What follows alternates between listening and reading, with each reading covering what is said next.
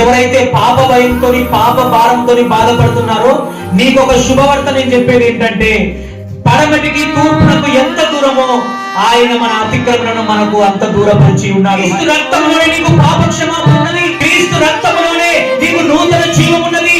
క్రీస్తు రక్తంలోనే నీకు నిత్య రాజ్యం ఉన్నది. క్రీస్తు రక్తంలోనే నీకు విడుదల ఉన్నది. హల్లెలూయా.